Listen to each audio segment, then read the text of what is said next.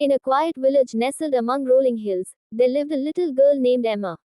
She had bright, curious eyes and curly hair that bounced with every step she took. Emma's best friend in the whole wide world was a small, fluffy dog named Max.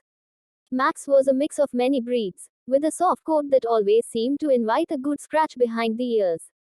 Every morning, Emma and Max would dash out of the house, eager to explore the world beyond their garden gate. The garden itself was a wonderland, with blooming flowers of every color, tall trees that whispered secrets in the wind, and a soft, green lawn that felt like a velvet carpet beneath their feet. One sunny day, as the sun painted the sky with hues of gold, Emma and Max embarked on their usual adventure. They chased each other through the garden, Max playfully nipping at Emma's heels while she giggled and tried to outrun him. Their laughter filled the air, mixing with the cheerful songs of birds perched high in the trees. After a while, they settled beneath an old oak tree, its branches stretching out like protective arms. Emma leaned against the trunk, catching her breath, while Max lay beside her, panting softly. "You're my best friend, Max," Emma whispered, her voice full of love. Max, as if understanding her words, nuzzled her hand with his wet nose. Suddenly, something caught Max's attention.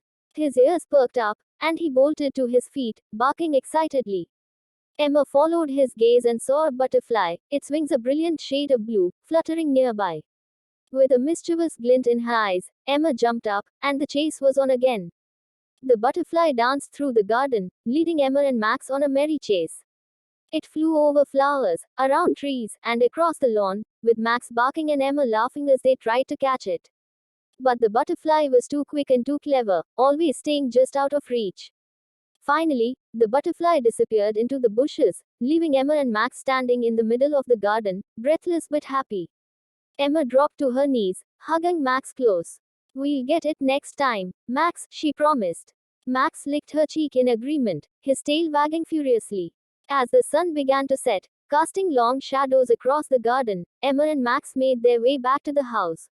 They were tired but content, knowing that tomorrow would bring another day of fun and adventure. Before heading inside, Emma paused and looked back at the garden. "Good night, garden," she said softly, as Max gave one final bark of approval. Hand in paw, they walked through the door, their hearts full of joy, ready to dream about the next day's adventures. In the warmth of the evening, with the stars beginning to twinkle in the sky, one thing was certain: Emma and Max were inseparable, their bond as strong as the roots of the old oak tree that watched over them. And in their little corner of the world, life was simply perfect.